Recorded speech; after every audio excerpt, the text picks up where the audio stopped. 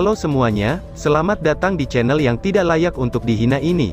Sebelum kita mulai, atur posisi santainya, bakar rokoknya, seruput kopinya, dan mari kita berhayal. Kita lanjut ke alur ceritanya. Tidak peduli seberapa tidak terbatasnya prospek dari Sion of Light ini, dia pada akhirnya adalah satu orang dan tidak lebih. Namun, kemampuan Yehua ini cukup mampu, di sisi lain, tentu saja akan membantu semua 6 kuil lainnya. Yehua menangis selama 15 menit sampai matanya merah, dan membuat pakaian Long Hao Chen benar-benar basah kuyup. Dengan susah payah, dia berhasil secara bertahap menghentikan emosinya. Saat berbalik, dia mengeluarkan suara saat dia berlutut di hadapan Han Qian, dengan hormat berdiri di depannya. Senior Saint Nighthead, aku ucapkan terima kasih, ucap Yehua. Han Qian tersenyum, lalu menggelengkan kepalanya dan berkata, jangan katakan ucapan itu. Jika kamu setuju dengan itu, kamu tidak perlu kembali ke kota Hao Yue. Di masa depan, kamu bisa mengikuti aku. Orang tua ini ingin menyampaikan pengalamannya selama bertahun-tahun selama berlatih dan berkultivasi ini kepada kamu, balas Han Qian. Yehua cukup pintar. Dalam hal kecerdasan, dia adalah seorang jenius yang muncul sekali setiap generasi. Dia dengan cepat berlutut sekali lagi, dan dia segera menjawab. Murid ini dengan hormat bertemu tuan, ucap Yehua. Han Qian terkekeh dan berkata sambil mengangkatnya dengan kedua tangannya. Orang yang mengambil keuntungan dari yang lain, adalah orang tua ini. Di masa depan, kamu pasti akan menjadi salah satu bintang baru yang mempesona di kuil ksatria kami, dan prestasi kamu pasti tidak akan membuat kamu berada di bawah posisi murid magang, ucap Han Qian. Long Hao Chen memberi hormat kepada gurunya, sebelum buru-buru melangkah maju, dan dengan hormat berkata, murid magang Long Hao Chen memberi hormat kepada guru besar, ucap Long Hao Chen. Han Qian mengeluarkan suara puas, dia memiliki watak langsung, dan segera tertawa terbahak-bahak. Saat Han Yu yang berdiri di sampingnya melihat pemandangan ini, keraguan dalam hatinya benar-benar menghilang. Tanpa perlu menyebutkan faktanya, bahwa tuan kesatrianya ini, adalah murid dari kakeknya. Long Hao Chen hari ini juga telah meningkatkan energi spiritual bawaannya menjadi 80. Dia sudah mempertimbangkan apakah dia harus membahas sedikit dengan kakeknya, hanya sekedar untuk bertanya, apakah dia harus memperpanjang waktunya untuk menjadi punggawa ksatria, pikir Han Yu. Tampaknya, karena energi spiritual bawaan Yehua telah meningkat lebih dari 40, dia adalah orang yang telah memperoleh manfaat paling besar. Namun pada kenyataannya, keuntungan yang diperoleh oleh Han Yu bahkan melampaui itu. Awalnya, energi spiritual bawaan Han Yu adalah 63, dan meskipun ia sudah jenius, jika di masa depan ia ingin menjadi ksatria ilahi, masih akan ada beberapa kesulitan.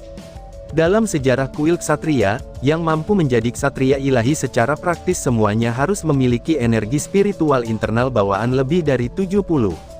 Jika seseorang tidak memiliki bakat bawaan seperti ini, ia harus mau berusaha beberapa kali lebih banyak. Memiliki energi spiritual bawaan 70, itu akan memberi seseorang tubuh malaikat. Sementara energi spiritual bawaan 80, itu akan memberikan tubuh yang diberkati oleh para dewa. Dengan kata lain, di bawah pengaruh berbagi bakat bawaan dari Long Hao Chen, keterampilan bawaannya meningkat 2 kelas. Selama dia tetap hidup, menerobos tingkat ke-9 hanyalah masalah waktu baginya. Bagaimana mungkin ini tidak membuatnya bergairah? Jadi, bagaimana jika aku menjadi punggawa ksatria? Dengan peningkatan besar dalam keterampilan bawaan, bahkan jika aku tetap menjadi ksatria punggawa selama 20 tahun, itu masih akan sia-sia. Aku benar-benar tidak berharap, bahwa pilihan ini akan memiliki banyak manfaat. Hahaha, ucap Han Qian karena sangat senang dengan dirinya sendiri. Kemudian dia melanjutkan, bagus, mari kita bicarakan ke bisnis yang sebenarnya.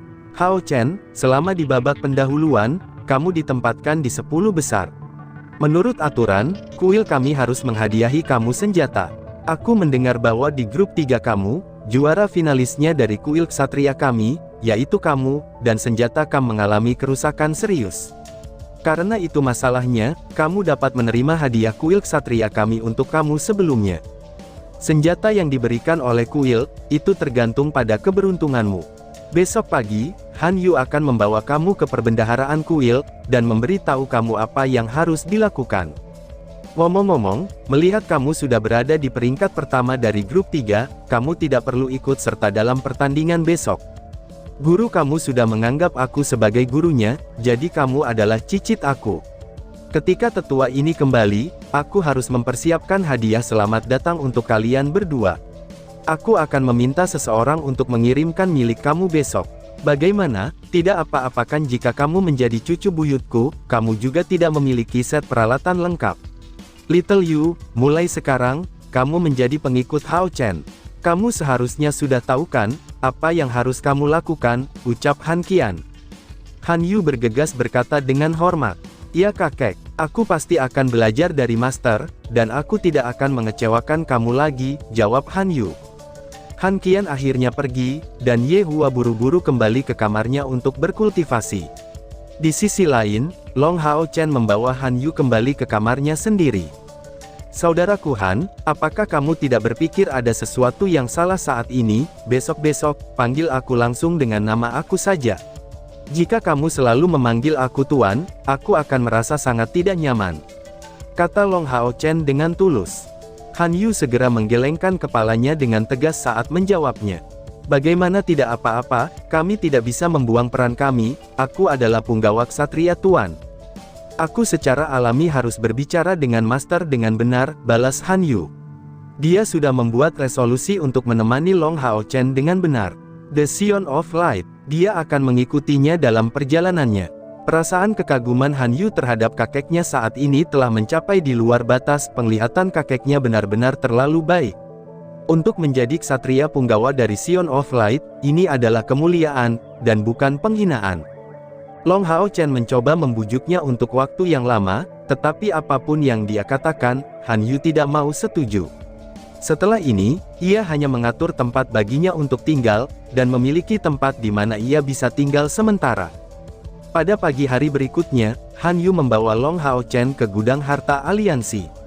Sebelum pergi, Long Hao Chen meminta Li Xin untuk memberitahu Chai Er, bahwa hari ini, dia mungkin akan pulang terlambat, jadi dia harus pergi dulu tanpa menunggunya. Gudang harta aliansi adalah bagian dari stadion hebat aliansi. Sama seperti yang terakhir, itu berada di bawah kendali 6 kuil besar. Gudang harta terletak di bagian belakang stadion besar aliansi, di tempat yang tidak terlihat sama sekali pada pandangan pertama seseorang. Jika dilihat dari luar, itu hanya tampak seperti struktur bangunan biasa yang berbentuk heksagonal, dan interiornya hanya 100 meter persegi. Paling-paling, itu menyerupai bangunan perumahan mewah. Di depan pintu masuk, dua tetua berpakaian tipis sedang mengobrol sambil duduk di kursi, dan dengan penampilan yang sangat santai. Salam, dua tetua. Aku, Han Yu, datang atas nama Kepala Ksatria Sein Han Qian untuk membawa Ksatria Bumi, Long Hao Chen, untuk menerima hadiah, ucap Han Yu sambil dengan hormat memberi hormat pada pihak lain.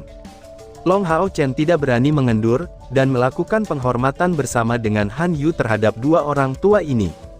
Di antara kedua tetua ini, yang satu gemuk, dan yang satunya lagi kurus. Yang gemuk itu kepalanya botak, dan pakaiannya mengungkapkan dadanya. Tetua yang kurus menyerupai batang bambu, jika melihat penampilan itu, sepertinya embusan angin pun bisa menerbangkannya.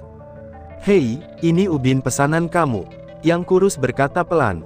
Han Yu dengan cepat berjalan, dan menyerahkan ubin pesanan. Tetua yang kurus itu mengangguk dan berkata, kamu, tunggu di sini. Long Hao Chen, ikuti aku, ucap tetua kurus. Ya, Long Hao Chen menjawab dan mengikuti tetua yang kurus ke dalam ruang perbendaharaan.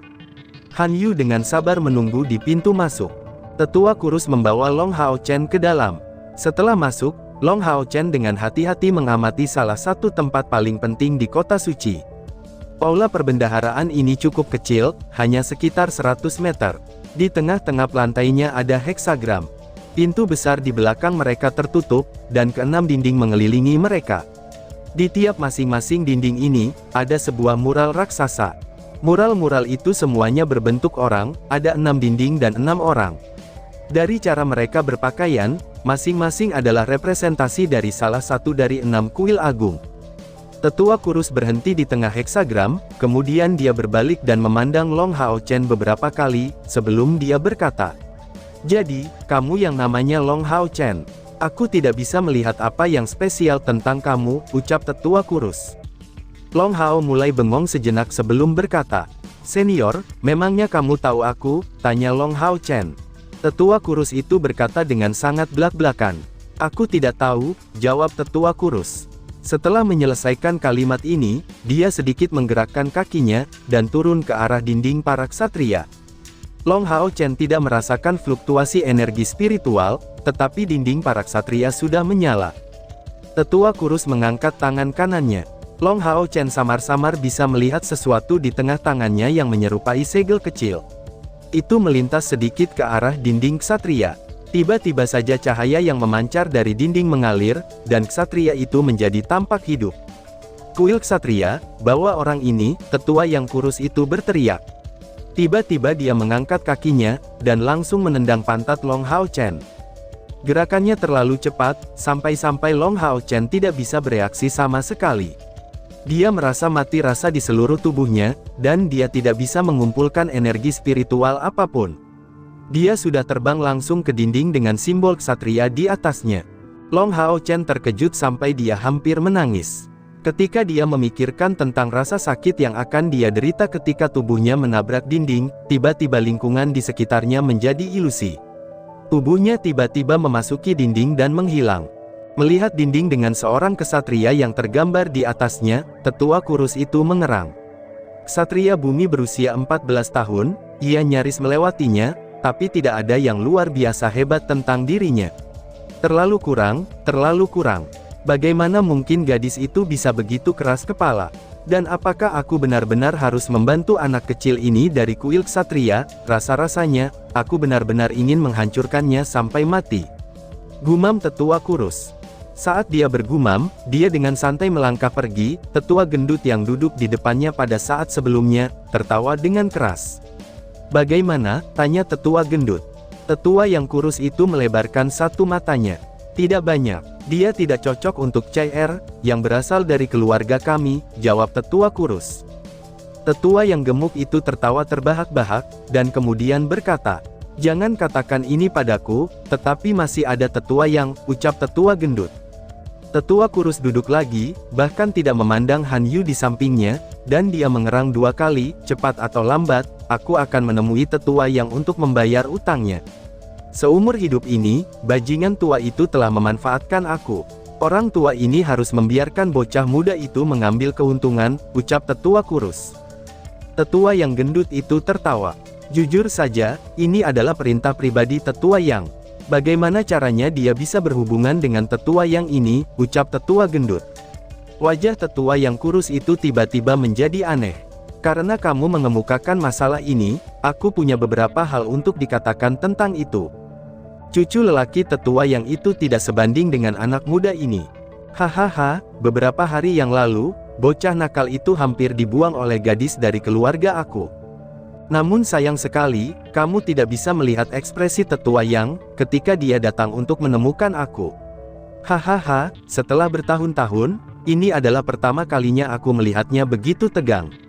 Dan suasana hati lelaki tua itu bahkan tidak membaik untuk sementara waktu. Aku telah mendengar, penyebab utama hal itu adalah bocah yang kami lihat beberapa saat yang lalu. Tugas yang merepotkan. Sepertinya kuil assassin kami berhutang pada kuil ksatria, atau semacamnya lah, ucap tetua kurus. Han Yu yang berada di samping, membuka telinganya untuk mendengarkan, dan secara samar-samar dia mendengarnya. Dia sudah memiliki beberapa petunjuk. Tetua kurus itu berdiri, lalu tetua kurus itu tiba-tiba menoleh. "Apa yang kamu dengarkan, dasar tersesat," ucap tetua kurus. Dengan lambaian tangannya, Han Yu merasakan energi besar telah menghantamnya, dan seluruh tubuhnya didorong tinggi-tinggi di udara lebih dari 10 meter jauhnya. Dan tiba-tiba saja bersambung. "Sekian dan terima kasih banyak."